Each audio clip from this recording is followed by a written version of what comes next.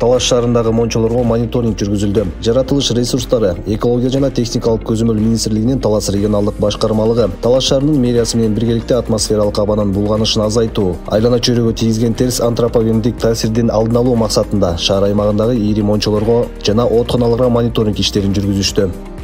Мониторингдин максаты оотканалардын кыш мезгилинде иштеп аткан эффектүүлүгүн, түшүрүлгөн көмүрлөрдүн сакталышы, сапаты жана ошолордон пайдаланып аткан атмосфералык абага чыгарылып аткан зыяндуу заттарынын болтурбоо максатында иш жүргүзүлүп жатат.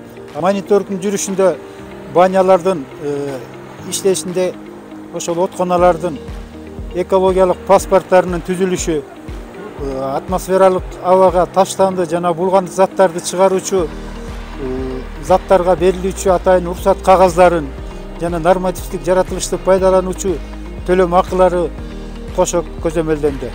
Анда Талаш шаарындагы ири деп эсептелген Талас сүт заводуна жана Кристалл, Достук, Акжар, Ынтымак сыяктуу ири мончолордун экологиялык паспортторунун мөөнөтү, уруксат иш кагаздары жана оотказандардын абалы жеринде текшерилип, айлана чөйрөгө зыян келтирбөө багытында түшүндүрүү иштери жүргүзүлдү.